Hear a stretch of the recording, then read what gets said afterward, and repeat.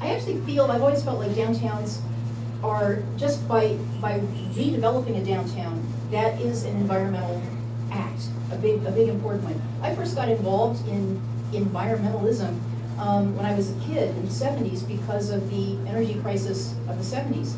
And my parents, who had always not thought a thing about throwing trash out the window, were suddenly recycling newspapers and aluminum cans and bottles. And at the same time, my community was tearing down all of its downtown buildings. And it was like, why, how many aluminum cans do you have to recycle to make up the energy that you've lost by this building that has already been constructed?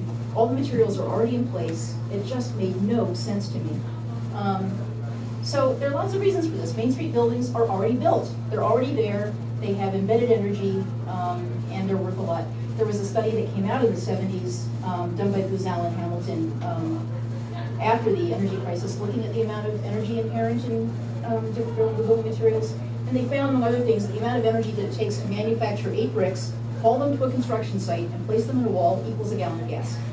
So one night on an airplane, I did a spreadsheet for myself and figured out that your typical 3-floor, 20 by 100 foot downtown storefront brick bearing wall building, how many bricks are there, and what does that mean in terms of the amount of energy spent in gasoline, the energy equivalent? And it ends up being about 8.41 years worth of driving just to the bricks alone in that building. An enormous amount of energy for us to lose by demolishing the building. So there's a 3-floor, 20 by 100 foot brick bearing wall building, and that building and other equivalents equals 1,344,000 aluminum cans. That's how many cans you have to recycle to equal the energy inherent in that building. So we're just kind of thinking about this weirdly. For the last 30 years, we have demolished an average of 577 older and historic houses every day. Every day for 30 years, 577 houses. Yet we have a shortage of affordable housing. Go figure. I think we just don't have the right financing tools to make this work. Enormous waste. Main Street districts use land efficiently. Walmart kind of drives me crazy.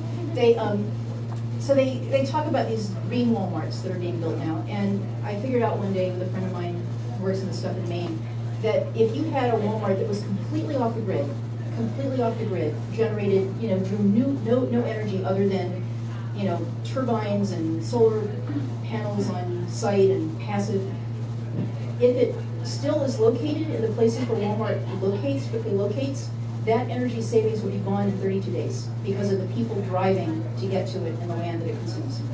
Crazy, absolutely crazy. There's what a typical Walmart looks like.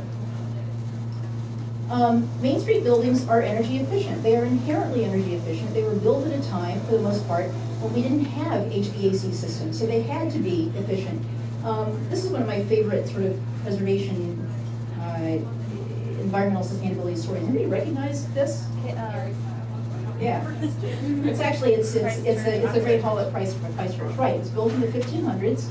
It's where the room that they digitally enhanced to be Hogwarts, dining hall, and it has this amazing ceiling with these massive oak beams. These are like 3 square feet each. Imagine the size of trees they needed for these that span this roof. And when they built this building in the 1500s, the carpenters building it knew that those oak beams would last about 300 years, and they would then need to be replaced. So what do? They plant a row of oak seedlings from the oak that they cut down for the beams in a little copse near the building, so that in 300 years, the carpenters then would have 300-year-old oaks to harvest to replace the oak beams. Now, that's long-range planning. We kind of don't think that way anymore. But we need to. These buildings were built at a time when they didn't have HVAC systems, and we had to think that way.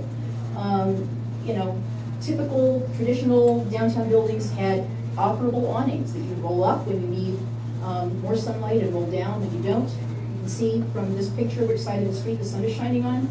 Now they're just all fixed advertisements, basically.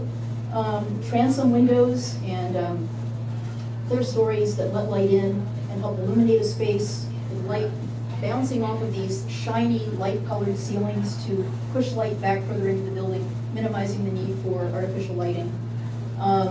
Narrow storefronts that go deep so that you're sharing party walls with your neighbors and conserving energy that way and minimizing the amount of exposed air surface. Operable upper floor windows. When it's too hot, you open the bottom sash on one side of the building and the top sash on the other, and you get a figure 8 air circulation going. Locally sourced materials. This is a building in Dubuque that had this sort of gloppy stuff put over the building at some point, and they were redeveloping it. They took this off. They found the original cast iron column. The foundry mark said that the cast iron column had been made in Dubuque. It had traveled all of half a mile to this building and not halfway around the world. Much more energy conservative.